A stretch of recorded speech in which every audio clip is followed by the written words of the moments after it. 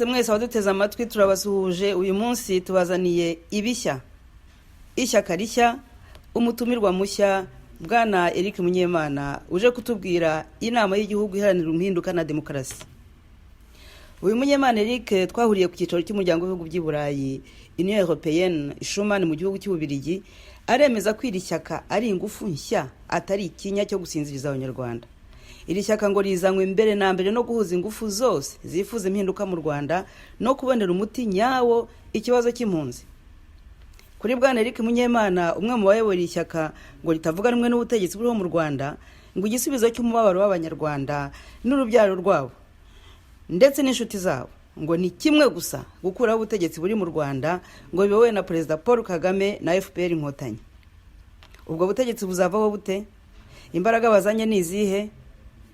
Bwana Eric Munyemana aremeza ko abaturage benshi bari inyuma, nubwo ibyo twabyumvanye benshi mu banyamashyaka. Yongeraho yewe ko ngo hari n'abasirikare ba FPR ngo bifatanije na CNRD. Ariko Eric arahakana ko bo nta ngabo bafite, ko CNRD nta ngabo ifite. Wakwifuza kumenya neza iby'iryo shyaka inama y'igihugu iharanira impinduka na demokarasi CNRD ubwiyunge, yanyarukira ku rubuga rwabo www.cnrd_ubwiyunge.org. Mushatse kandi ko ubutumwa bwanyu tububagezaho, mwatwandikira kuri ikondera_libre@gmail.com. Ikondera libre, ikondera ryigenga, urubuga rwabifuza kugira icyo bavuga, freedom of speech. Uyu munsi rero twabazaniye umushyitsi mushya utuzaniye ishyaka rishya. Murakoze Agnes, mbanje kubasuhuza kandi bashimira kuba mwemeye kuganira natwe. Ishyaka ryacu ryavutse mu mwaka w'ibihumbi 2016 ku itariki ya 31 z'ukwezi kwa gatanu, rikaba ari ishyaka ryitwa CNRD ubwiyunge, inama y'igihugu iharanira impinduka na demokarasi mu Rwanda.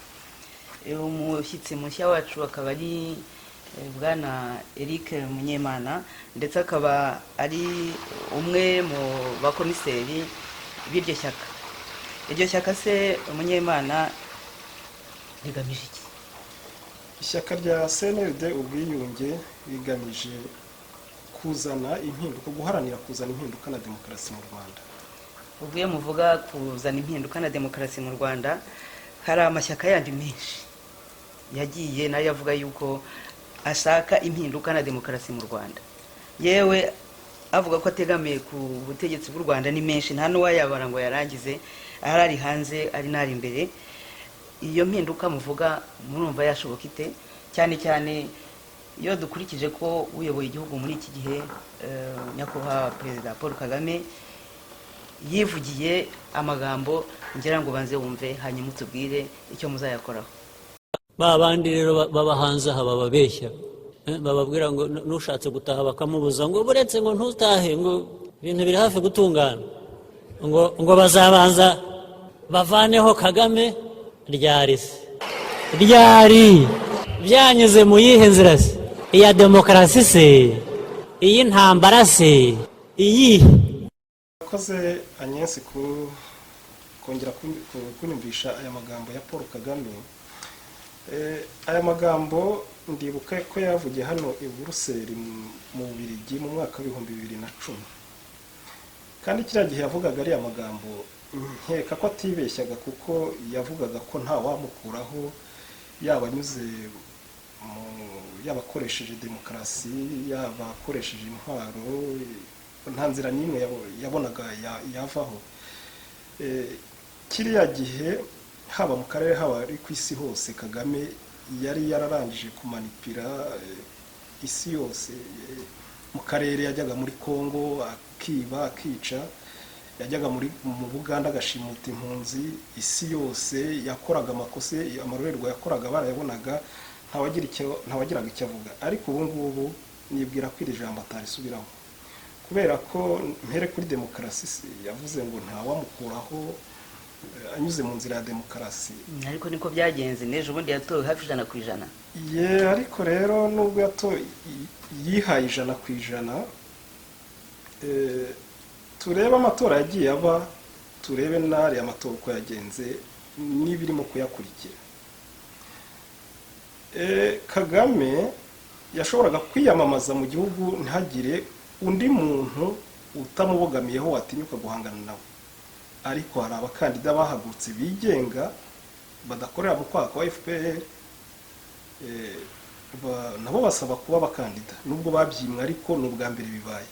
Cyane ikimenyetso cy'uko biri yavuga ngo batabisubiramo kuko abonye ko ari abantu banyotewe na demokarasi kandi biyemeje guhangana nawe mu buryo bwa demokarasi. Ariko abo nabo tutegereje kuzareba niba hari undi uzongera kugerageza, kuko abo nabo abenshi barafunze, abandi barahunze, abatapfuye barafunze. Ntabwo ushobora kugera kuri demokarasi utayiharaniye hatabonetse n'ibitambo. Iriya ni intangiriro, kandi iriya ntangiriro nta bundi yigeze iba. Niba hari abantu batinyutse guhaguruka bavuga bati tugiye guhangana nawe kandi bakavuga ibitagenda imbere mu gihugu, ni kuriya n'ahandi hose byagiye bitangira. Rwose kiriya ni ikimenyetso kigaragara ko ari amagambo atayasubira, kuko nta muntu washobora kuvuga mu gihugu ibitandukanye n'ibyo avuga. Ariko rero burya hari igihe wese Perezida Kagame ejo bundi yatowe hafi 100%, yatowe n'abaturage. Wasobanurira ute umuntu yuko umuperezida utorwa gutyo hari ibyo bamunenga? Ni iki koko cya nyamukuru munenga Perezida Paul Kagame? Ntabwo Perezida Kagame ageze atorwa kuri ariya majwi, we yihaye ariya majwi, kuko icya mbere ntabwo yemeye ko abandi bantu bapiganwa nawe. Hari abari biyamamaje, Gilbert tuvuge cyangwa se Diane Rwigara, abo bose yababujije guhangana nawe kuko atashobora kubatsinda. None mwe mufite ubuhe bushobozi? Hari aho mwandika muvuga yuko mwebwe mufite ubwenge mufite n'ubuhe buzabafasha kugira ngo mugere ku mpinduka? Ibyo twabitekerejeho neza cyane, dusanga tugomba gufatanya n'abari abantu banyotewe bari imbere mu gihugu ndetse n'abari inyuma y'igihugu, tugakoresha ibishoboka byose kugira ngo tumuvane ku izima, kuko abanyagitugu nk'abariya bagiye babaho ahantu henshi, bibwiraga ko nta wabashobora, ariko bagiye bavaho mu kanya nk'ako guhumbya. Twibuke nko muri Libya, ubwo abantu banyotewe n'impinduka bari bahagurutse, Gaddafi yavuga ko ari imbeba, yabivugaga azi ko batamushobora, ariko yaje kuvaho ahubwo ari we wihisha mu mwobo nk'imbeba. Turebye ingero z'abanyagitugu ku isi hose uburyo bagiye bavaho, iyo bariho bakoresha amagambo atyaye cyane bibwira ko bidashoboka, ariko twebwe twibwira ko nidufatanya n'abaturage bose banyotewe, aba barimo guhaguruka bavuga ati turarambiwe, tuzabigeraho byanze bikunze. Ese reka duhere kuri urugero uyu munsi turimo kuvugana, hari birimo kubera mu gihugu cya Zimbabwe. Urabona bishobora kuba mu gihugu cy'u Rwanda, cyangwa ni nka biriya mwifuza? Mpereye ku kibazo umbaza turabona bishobora kuba mu gihugu cy'u Rwanda. Muri Zimbabwe umwaka ushize bibaza umuntu ukavuga uti ese Mugabe ashobora kuvaho, kuko ndibuka neza ko muri mitingi umudamu we yigeze kuvuga ati n'igihe azaba yarapfuye azaba akiri perezida. Biriya yabivugaga yizi, yazi ko umugabo adashobora kuvaho. Kubera iki? Amaze imyaka irenga 30 hafi 40, igisirikare kimuri inyuma, ugerageje kumunenga arafungwa cyangwa se agacecekeshwa. Yumvaga bitashoboka. No mu Rwanda rero birashoboka, kuko Kagame uko arimo kwitwara ntabwo ari umuntu utinyitse cyane kuruta uko Mugabe yaratinyitse muri Zimbabwe. Ese Kagame avuze ati ejo bundi ati noneho niba ari muvuga reka mveho. Kagame wenyine avuyeho, mwumva impinduka mwifuza yaba igezweho? Ikibazo abanyarwanda dufite ntabwo ari Kagame gusa. Kagame tumuvuga kuko niwe ukuriye kariya gatsiko karimo kwica abanyarwanda, karimo kuniga demokarasi mu Rwanda, karimo guhohotera buri munyarwanda. Tumuvuga nk'umuntu ugakuriye, ariko siwe kibazo. Icyo dukeneye nuko systeme yose ivaho, kariya gatsiko kakavaho, noneho hakajyaho ubutegetsi bubereye rubanda. Ndabona mu mahame remezo yanyu y'ishyaka ryanyu inama y'igihugu iharanira impinduka na demokarasi CNRD ubwiyunge, mu mahame yanyu harimo guca ikibazo cy'impunzi, gutuma impunzi zisubira mu bihugu byazo.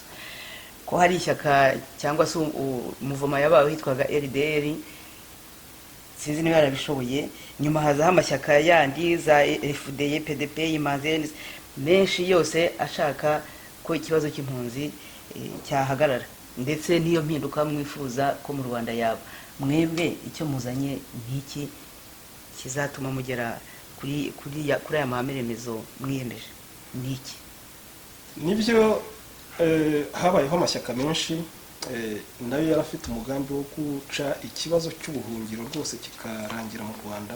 Ntabwo tuyanenga kuko atabigezeho, yakoze ibyo ashoboye, ariko twigira ku kazi yakoze tukareba aho bagize imbaraga nyinshi n'aho bagize intege nkeya ku buryo batabasha kugera ku nshingano zabo. Twe tubona yuko igihe kigeze kugira ngo ubuhungiro bucike, kandi twirengera ko tuzabishobora kubera yuko inzira turimo kunyuramo ntabwo ariyo ayo mashyaka yandi yari yanyuzemo. Muri kunyura mu yihe nzira? Inzira turimo kunyuramo nuko twarangije gusobanukirwa yuko ikibazo cy'ubuhungiro ntabwo cyakemurwa n'ishyaka rimwe ubwaryo. Tuzafatanya n'abanyarwanda bose, dufatanye n'imiryango mpuzamahanga harimo n'umuryango w'abibumbye, dufatanye n'ibihugu byo mu karere kuko ikibazo cy'impunzi kigira ingaruka no kuri ibyo bihugu. Ubwo bufatanye bw'abanyarwanda n'abanyamahanga n'imiryango mpuzamahanga bizatuma icyo kibazo gikemuka, kandi twarabitangiye, biri mu nzira nziza. Turiye hano uvuye mu muryango w'ibihugu by'i Burayi, hano turi ni mu mazu ya Union Européenne. Ubwo se iyo mubwiye nk'abo ngabo hariya uvuye, ibibazo babyakira bate? Ikigaragara ni uko Kagame hari igihe yigize umwami w'isi, abeshya amahanga cyangwa se ayatera ubwoba akamwumva, ariko ubu tugezaho tugenda bakatwakira, tugasobanura ibibazo by'u Rwanda bakabyumva, tugasanga ndetse babyumva kuruta uko tubitekereza. None se ko muriho kuva ubu mu mazu umwaka muriho, icyo mubona mwagezeho n'iki cyabaha icyizere cy'uko ibyo muteganya gukora mwazabigeraho?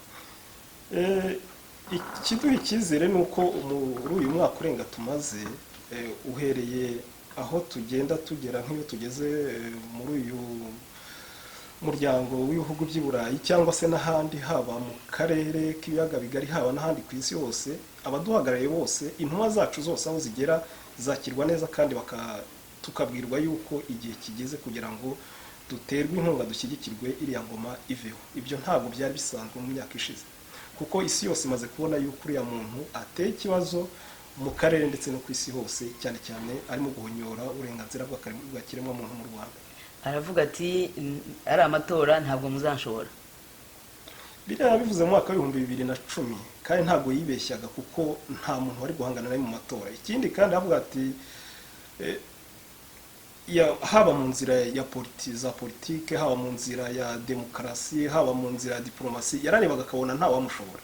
Icyo gihe yari agihagaze neza, isi yose ayitera ubwoba, ayibeshya ikabeshyeka, ariko isi imaze kumukuraho amaboko. Hera nko mu karere k'ibiyaga bigari, yarambukaga akajya muri Kongo akiba agasahura, ariko nyuma gato yabonye uburyo M23 ye yohereje yakubiswe inshuro, biriya ntiyabikekaga ko byabaho.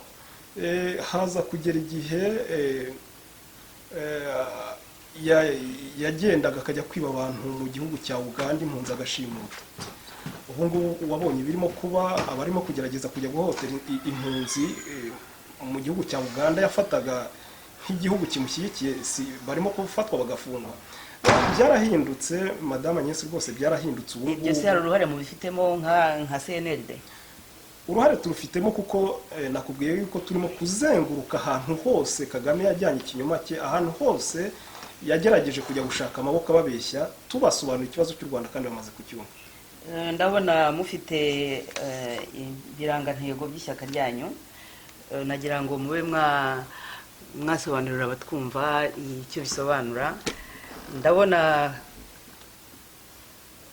Ndabona hari igishushanyo kiriho amabara atatu, umutuku, umweru n'icyatsi kibisi. Mu mweru hakaba harimo inyenyeri 3. Birasobanura iki?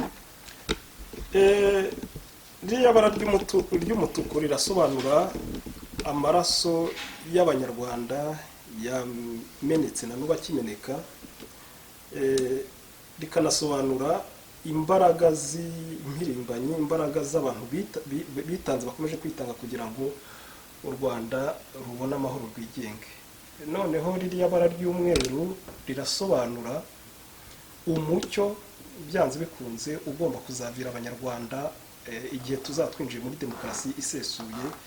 Hagati harimo inyenyeri eshatu, ziriya nyenyeri zirasobanura ubutatu bwa Kanyarwanda, ubwo amoko atatu y'u Rwanda, Gahutu, Gatwa, Gatutsi, bazaba bamurikiwe n'uwo mucyo bose bareshya mu gihugu cyabo harimo demokarasi nyademokarasi.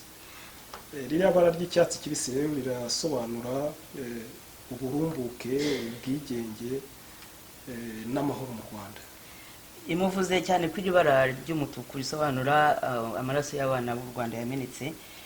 Nkagira ngo mutubwire ibyo mwamaze kugeraho, kuko mu Rwanda icyo ntekereza abantu bifuza ari abanyarwanda ari na wenda n'inshuti zabo, nuko nk'abo abamaraso yamenetse ni benshi, ko nubwo badashobora kongera kubona ariko nibura babibuka. Mwagerageje gukora iki kugira ngo abanyarwanda, hari abavuga hirya hino yuko badashobora kwibuka, byo mubigeze hehe? Kuko ni kimwe mu bibazo abanyarwanda bamwe bafite. Icyo kibazo cy'amaraso yamenetse abantu bakaba babaye, ni ikibazo kiduhangayikishije cyane. Niyo kiri mu byo tubona ko bigomba guhinduka mu Rwanda. Iyo tuvuze impinduka tuba tuvuga ibintu byinshi, harimo n'ako karengane. Nibyo mu Rwanda abanyarwanda barapfuye, bapfa ari amoko yose, Abahutu barapfuye, Abatutsi barapfuye, Abatwa barapfuye. Ariko igihangayikishije ni uko leta y'agatsiko iyobowe na FPR Inkotanyi yagize uruhare kugira ngo ayo maraso y'abana b'u Rwanda abeneke, ijya hari igategeka abagomba kwibuka n'abatagomba kwibuka. Ni leta ivangura abanyarwanda ikajya naho ivangura abapfuye. Ni ikintu twamagana cyane. Ibyo mu byo turwanira rero no kugira ngo iyo leta iveho, kuko nicyo gisubizo kizaha buri wese umudendezo wo kwibuka, abantu bakiyunga, ariko hatariho ubwiyunge bw'ibinyoma, hariho ubwiyunge nyakuri. Uwatakaje abantu be akagira uburenganzira bwo kubibuka, akabaririra. Mwatubwiye yuko mu bihugu ari ibyo murimo, ari n'ibindi mwagiye mugeramo ko muvuga bakabumva, ariko tuje nko kuri icyo kibazo cyo kwibuka, nko mu gihugu cy'Ububiligi hari urwibutso ruri muri komine ya Werurwe, ariko hari abanyarwanda bamwe batemerewe kurugeraho.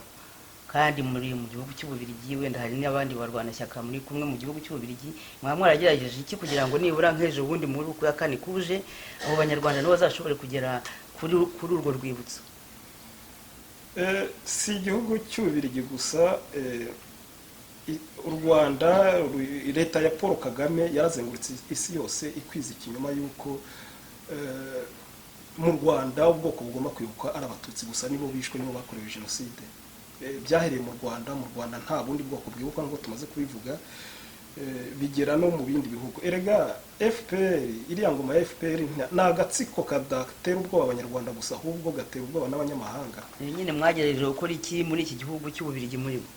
Icyo twagerageje gukora ndibwira, nk'ubu mu kwezi kwa kane, mu bantu batabashe kugera kuri urwo rwibutso nanjye nari ndimo, twaragiye dutangirirwa imbere yabo twibukira hanze, ariko igihe abibuka jenoside yakorewe Abatutsi gusa bo binjiyemo. Icyo twagerageje gukora rero, tugerageza gufatanya na za societe civile, tugasobanurira neza Ababiligi, tubabwira tuti oye ibyo ntabwo mukora, ntabwo ari byo, ntabwo hapfuye ubwoko bumwe bw'Abatutsi, twebwe turashaka ko abanyarwanda bibukwa bose, amoko yose. Ku buryo dutekereza ko wenda nk'abatwumva bashobora kugira icyizere ko muri ukwezi kwa kane k'umwaka utaha 2018 bashobora kuzagera kuri urwo rwibutso rwashyiriweho abapfuye bazize jenoside ya 1994 mu Rwanda. Icyo cyizere ntacyo naho abanyarwanda, ahubwo icyizere nabaha nuko tugomba gukora uko dushoboye iriya ngoma FPR ikavaho, nibwo n'ibi bihugu byateye ubwoba, ibihugu bibeshywa nabyo bizemera ko abanyarwanda bibuka ababo bose. Nk'abasaba abanyarwanda ahubwo yuko badushyigikira tubakuraho iriya ngoma vuba na bwangu, niwo muti w'ikibazo. Naho ubundi igihe iriya ngoma ikiriho, nta cyizere nabaho yuko Ububiligi buzabemerera ko tujya hariya Buruwe tukibuka abacu twese. Mu byo muvuga nanone mu mahame remezo yanyu muvuga ngo ko mwebwe icyo muzashyira imbere ngo ni uko abantu bose bajya muri CNLD, abantu bose bakajya mu ishyaka ryanyu, bakajya mu ishyaka ryanyu ringiri, inama y'igihugu iharanira impinduka na demokarasi. Murumva ibyo bintu byashoboka, cyane cyane iyo tubona amashyaka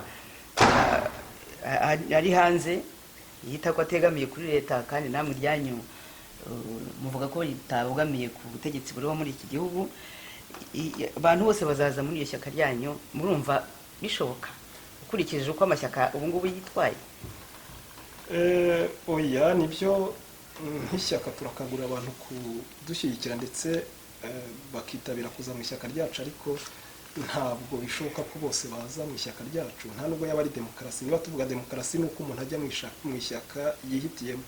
N'abazaba bari mu yandi mashyaka tuzakorana, ariko batari muri CNLD nta kibazo. Igihe batubwira ko CNLD ntabwo ari ishyaka rya politiki gusa, ariko ko ngo ifite mu bayoboke baryo abahoze bari muri FDLR twumva bavuga ko ari umutwe w'abasirikare ukorera hanze y'igihugu cy'u Rwanda. None se murifuza ko abo bantu baza muri icyo gipande cya gisirikare cyangwa mu ishyaka rya politiki? Wenda murabinyomoza, ntabwo wenda ari byo. Nibyo koko ko ishyaka ryanyu rifite aho rihuriye n'umutwe wa politiki? ishyaka ryacu ni umutwe wa politiki, aho rihuriye n'umutwe wa gisirikare. Ishyaka ryacu ni umutwe wa politiki, akaba kugeza ubu nta gisirikare dufite. Nibyo koko dufite abayoboke bagiye baturuka mu mashyaka atandukanye, harimo n'ishyaka rya FDLR. Ishyaka rya FDLR nkurikije inyandiko zaryo sinari ndirimo, ariko nkurikije uko ryavugaga ni ishyaka ryari rifite umutwe wa gisirikare, ko rifite n'umutwe wa politiki. Murakorana na FDLR? Kugeza ubu nta mikoranire dufitanye na FDLR. Murayirwanya? Oya, ntabwo turwanya FDLR, nta n'irindi shyaka iryo ari ryo ryose rirwanya ubutegetsi bw'i Kigali turwanya. Twe turwanya ubutegetsi bw'i Kigali gusa. Kuko hari ahantu hari raporo abantu basoma ngo y'abantu bakoze raporo ku mitwe iri hariya muri Kongo, ndetse bashyiramo na CNLD. Kuri icyo gihe banavuga ko ushobora kuba iri mu bahiga abantu bamwe bari muri FDLR. Ariya raporo nuyakurikirana neza uzasanga ibyandikwamo siko byose biba biri ukuri. Ntabwo CNLD ishobora guhiga FDLR kubera impamvu zumvikana. FDLR yivugira ko ifite umutwe wa gisirikare, twebwe nta mutwe wa gisirikare twahiga duta abantu bitwaje intwaro, twe ntazo tugira. Ariko mu bo mufite harimo uwo bita umuntu watwandikiye bita Wilson, ngo ugomba kuba ari umusirikare, wenda ashobora kuba ari mu ishyaka ryanyu atari umusirikare. Urimo kutwemeza ko mwebwe mu byo mugamije nta ntambara irimo? Nibyo Wilson uvuga, niba ari Wilson irategeka, ni nawe perezida w'ishyaka ryacu, yahoze ari n'umusirikare. Si nawe wenyine, dufite bahoze ari abasirikari, ubu barambitse intwaro hasi baza mu ishyaka ryacu kugira ngo turwane urugamba rwa politike. Hari n'abasivile n'abahoze ari abasivile, ariko ntabwo kugeza ubu nta ngabo dufite. Cyakora icyo nakubwira ku kibazo, hari abitiranya, dufite za detachement zirinda impunzi, kuko niba mwarakurikiranye neza ziriya mpunzi ziri mu mashyamba ya Kongo, nta muntu n'umwe uzitayo, nta burinzi zifite, bwaba ari ubwa ONU, bwaba ari ubwa HCR, bwaba ari ubw'igihugu cya Kongo. Hariya hari imitwe myinshi rero ijya igaba ibitero ku mpunzi, hagize uburyo bwo kwiyegeranya, bashaka abasekirite, bashaka twa detachement two kuba twakwirengera kugira ngo bayobore impunzi zihunge. Abo bafite nibo bantu bibeshya ko ari abasirikare, ariko kugeza ubu nta basirikare dufite. Bafite intwaro ntoya zo kuba barasa mu kirere kugira ngo baburire impunzi zihunga, ariko ntabwo ari intwaro zajya guhangana n'abantu bitwaje intwaro zikomeye. Nubwo noneho aho mukaba muri kumwe na FDLR, mukaba mutarwanyana, none se FPR yo murayirwanya? tuyirwanya FPR urugamba ruhe rw'amasasu, urugamba rwa politike turayirwanya, urugamba rwa politike. naho urw'amasasu kuko bafite n'ingabo. FPR ifite ingabo, twe ntazo dufite, ntabwo twayirwanya mu rugamba rw'amasasu.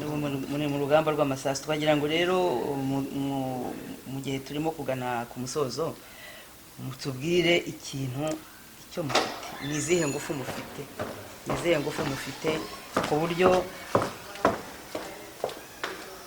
ni izihe ngufu mufite ku buryo mwabwira abatwumva, mwabwira abanyarwanda rwose ko muzagera kuri ibi ngibi mwiyemeje, kandi benshi banategereje ko babona igihugu cy'ubwisanzure, ko babona igihugu cy'abantu bashobora gukorera hamwe, ko babona igihugu kitavangura. Ni izihe ngufu mufite? Kuko hari umuntu ashobora kwibaza ati ese ni ingufu nshya zije cyangwa se ni ikinya muje gutera mu banyarwanda ngo bakomeze basinzire bibwira ko abantu babakorera mu mwanya? Ingufu za mbere dufite ni ubushake, ariko niba mvuze ubushake umva ngo ubushake wongereho ubushake. Dufite ubushake bwo gukora uko dushoboye buriya butegetsi bukavaho. Ingufu za kabiri ni abanyarwanda. Abanyarwanda baradushyigikiye, cyane cyane abanyarwanda bari imbere mu gihugu, ndetse mu kanya bavuga ko FPR ifite ingabo, no mu ngabo za FPR dufitemo abantu badushyigikiye. Dufite abanyarwanda b'impunzi ku isi hose, haba muri Kongo, haba mu bihugu bya Afurika, haba mu bihugu by'i Burayi, muri Aziya, muri Amerika, abo bose baturi inyuma kandi badushyigikiye muri urwo rugamba. Izo ni ingufu dufite rwose. Izindi ngufu ni uko tubona yuko isi yose, hafi ya yose, mvuze ngo isi yose naba nkabije, isi hafi ya yose imaze gusobanukirwa ikibazo cy'u Rwanda, benshi batubwira ko badushyigikiye muri urwo rugamba turi. None se Bwana Munyemana, muzakomeza mukinire, ariko muratubwira ko mufite abantu mu gihugu imbere, ariko abari mu gihugu bagomba kuba batazwi? Kubw'umutekano wabo nta nubwo ari ngombwa ko bamenyekana, kuko nk'umusirikare uri muri FPR ntabwo wajya kuvuga amazina ye yarapfuye, kandi si n'umusirikare gusa n'umusivili. Kubw'umutekano wabo ntabwo tubatangaza, ntabwo bazwi. Hari benshi rero bagiye bavuga iyo mvugo yawe, amashyaka menshi yagiye avuga iyo mvugo, ndetse hari n'abagiye bifuza gutaha ngo bajye gukorera politiki mu Rwanda, bavuga ko bafite abantu mu Rwanda, ariko kugeza ubu nta kintu abanyarwanda barabona. Umuntu yakwemera ate ibyo muvuga? Kubyemera abanyarwanda cyangwa se n'undi wese ubihakana azabyemezwa n'ibikorwa. Tumaze nta myaka 2 tumaze, ishyaka ryacu rimaze rivutse. Abanyarwanda bagifite impungenge y'uko natwe tuje kumera nk'ayandi mashyaka ngo yagiye avuga ko azakora ibi ntabikore. Niba twihanganiye gatoya, mu gihe gito cyane iriya ngoma turaba twayikubise inshuro. Ubu se none mwatubwiye ko muri henshi, dufate nko muri Afurika, ahantu mufite abantu ni hehe? Mwavuga muti dufite abantu baduhagarariye aha n'aha. Wabwira abantu kugira ngo nibura bumve ko hari abantu koko mufite bagenda basobanura nk'ibyo mudusobanuriye aha ngaha? Ibihugu hafi ya byose bya Afurika tugiye dufitemo abantu baduhagarariye. Uhereye muri Kongo hari impunzi nyinshi, dufite abantu baduhagarariye, ndetse no mu bindi bihugu bikikije u Rwanda na kure yaho tugiye dufite abantu bagiye baduhagarariye muri ibyo bihugu. Oya, kugira ngo wenda umuntu nk'aha turi mu Bubiligi, benshi bazadukurikira bari mu Bubiligi, uretse ko hari na benshi bari mu Rwanda, mwatubwira bamwe mu bari mu nzego z'ubuyobozi bwa CNRD hano mu Bubiligi? Nakwiheraho, ndi komiseri wa finance, nitwa Eric Munyemana. Dufite uduhagarariye hano mu rwego mu gihugu cy'Ububiligi, akaba yitwa Irategeka Jean Louis. Afite komite, afite abamwungirije, afite ndetse dufite n'uduhagarariye mu rwego rw'Uburayi. Dufite abaduhagarariye mu nzego zose, si hano mu Burayi gusa, ndetse no ku yindi migabane tugiye dufite abaduhagarariye. Mukarangiza inyandiko yanyu, amahame remezo yanyu, muvuga ngo twese hamwe tuzatsinda. Nibyo, twese hamwe tuzatsinda, ko dufite ubushake kandi dufite n'ubushobozi, twifite n'ubushobozi. twagira ngo mugire ikintu mu byo mutashoboye kuvuga wenda icyo mwifuza kongera kubwira abatwumva. Ndahera ku banyarwanda bababaye, ari abari imbere mu gihugu ari n'abari hanze y'igihugu, mbabwire ngo nta mvura itagwa, igihe n'iki kugira ngo duhagurukire hamwe dukureho uriya munyagitugu Kagame n'agatsiko ke. Nta mvura idahita, ndashaka kuvuga ngo barabaye bihagije, ariko igihe kirageze kugira ngo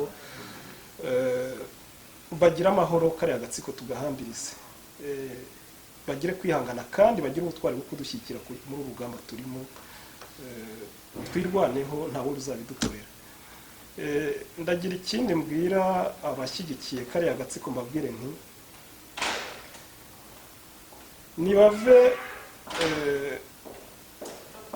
nibareke kumera nka cya kirondwe cyumiye ku ruhu inka yarariwe kera. Nibyo Kagame yabaye igihangange, aricara akiza, ariko ubu ngubu nawe arabizi ko asigaranye igihe gitoya. Nabagira inama yo kuza bakadashyikira muri uru rugamba, nk'uko hari abatangiye kubikora. Nababwiye ko hari abari mu ngabo ze bamaze kutwegera kandi badushyigikiye kandi biyemeje gufatanya natwe, n'abandi bakimushyigikiye. Izo ntore zose nizive kuri uwo munyagitugu, nizive kuri uwo mwicanyi, ze zifatanye natwe. Bitabaye ibyo ziraba ku ruhande ruzakorwa n'isoni mu gihe kiri imbere. Icyo nabwira Paul Kagame n'agatsiko ke, ndavuga abayobozi bakuru bayoboye kariya agatsiko, ndabasaba ibi bikurikira. Kagame ndabizi azumva iki kiganiro, ndagira ngo mumenyeshe ko atarusha ubuhangange Kadafi, kuko nabuze mbivuga. Ntabwo arusha ubuhangange Mugabe, ntabwo arusha ubuhangange Saddam Hussein cyangwa Charles Taylor cyangwa Hosni Mubarak. Abo bose bari ibikomerezwa byicaga bigakiza abantu, bari bazi ko ari nk'ibigirwamana.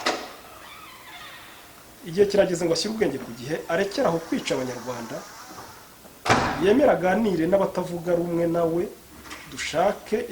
dushakire hamwe igisubizo cy'ibibazo by'u Rwanda. Ikindi kandi afungure imfungwa za politiki, arekeraho kugumya gutoteza abantu, abaha amahoro. N'ibitaba ibyo abanyarwanda bahagurutse kandi ntashobora guhagarika impinduka ubu ngubu abanyarwanda biyemeje kurwanirira. Murakoze. Murakoze namwe.